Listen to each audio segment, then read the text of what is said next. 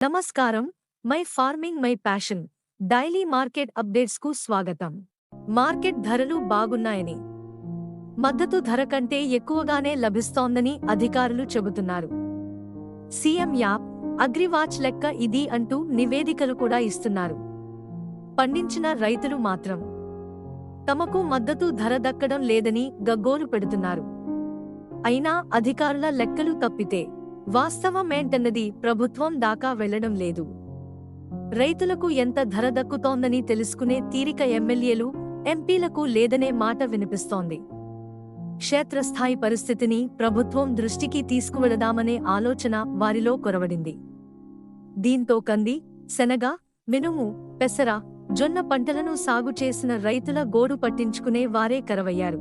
ఎందుకింత నిర్లక్ష్యంగా వ్యవహరిస్తున్నారనే ఆవేదన, అసంతృప్తి రైతుల్లో వ్యక్తమవుతోంది. కంది, పెసర, మినుము సేకరణకు మార్కెఫెడ్ ద్వారా కొనుగోలు కేంద్రాలు తెరుస్తున్నామని చెబుతున్నా వాటి సమాచారం రైతులకు చేరడం లేదు. కంది రైతులు కొన్ని చోట్ల కేంద్రాలకు వెళ్లినా నాణ్యత పేరుతో కోతలు పెడుతుండటంతో చేసేది లేక అధిక శాతం తక్కువ రేటుకు దళారులకు అమ్ముకుంటున్నారు. ఏది మద్దతు ధర? రాష్ట్రంలో కంది నూర్పిళ్లు ఇప్పటికే పూర్తయ్యాయి. అధిక శాతం పంట రైతుల చేతికొచ్చింది. అయినా మద్దతు ధర దక్కడం లేదు. వ్యాపారులు క్వింటాలుకు 6,500 రూపాయలు చొప్పునే అడుగుతున్నారు. మార్క్ఫెడ్ ద్వారా 96,000 టన్నుల సేకరణ లక్ష్యంగా నిర్ణయించిన ఇప్పటికి కొన్నది 23,089 టన్నులు మాత్రమే. 110 కొనుగోలు కేంద్రాలు ఏర్పాటు చేశామని చెబుతున్నా అవి రైతులకు అందుబాటులో లేవు. వినుకొండ నియోజకవర్గంలో కంది రైతులు మార్క్ఫెడ్ సేకరణ ఎప్పుడంటూ దిక్కులు చూస్తున్నారు. అధికారులేమో కేంద్రాలు ఉన్నాయిగా అని అంటుండటం గమనార్హం. అంతా గందరగోళమే. పెదకూరపాడు నియోజకవర్గంలోనూ కందుల నిల్వలున్నా రైతులు నమోదు చేసుకోలేదనే సమాధానం అధికారుల నుంచి వస్తోంది. శనగ కోతలు పూర్తయ్యాయి. పంట రైతుల ఇంటికి చేరుతోంది. మార్కెట్లో క్వింటాలుకు 5,000 నుంచి రూపాయలు 5,200 మాత్రమే ధర ఇస్తున్నారని ప్రకాశం జిల్లా నాగులుప్పలపాడు, గిద్దలూరు ప్రాంత రైతులు వాపోతున్నారు. మద్దతు ధర కంటే ఇది 400 రూపాయలు నుంచి 650 రూపాయలు వరకు తక్కువే. కొనుగోలు కేంద్రాలు ఏర్పాటు చేశామనే సమాచారం కూడా వారికి లేదు. అప్పులు తీర్చేందుకు రైతులు తక్కువ ధరకే దళారులకు అమ్ముకోవాల్సి వస్తోంది. తెల్లజొన్న ధర మరింత తగ్గిపోయింది. క్వింటాలుకు 2,200 రూపాయలు నుంచి 2,500 రూపాయలు మాత్రమే లభిస్తోంది. మద్దతు ధర కంటే 1,000 రూపాయలు వరకు తక్కువగా ఉంది. ప్రభుత్వం కొనుగోలు కేంద్రాలను ప్రారంభించలేదు.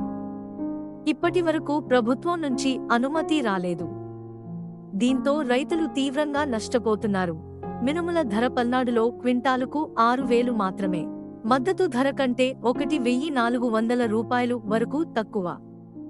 ఇక్కడ కొనుగోలు కేంద్రాలు లేవు. కృష్ణా జిల్లాలోనూ క్వింటాలుకు 7,000 మించి ఇవ్వడం లేదు. ఇక్కడ మద్దతు ధర కంటే 400 రూపాయలు తక్కువే. పల్నాడు జిల్లాలో పెసర ధర కూడా మద్దతు ధర కంటే 1,400 రూపాయలు వరకు తక్కువే ఉంది. మొక్కజొన్న క్వింటాలుకు 2,200 రూపాయలు చొప్పున లభిస్తోంది. నెల క్రితంతో పోలిస్తే క్వింటాలుకు 200 రూపాయలు నుంచి 250 రూపాయలు వరకు తగ్గింది.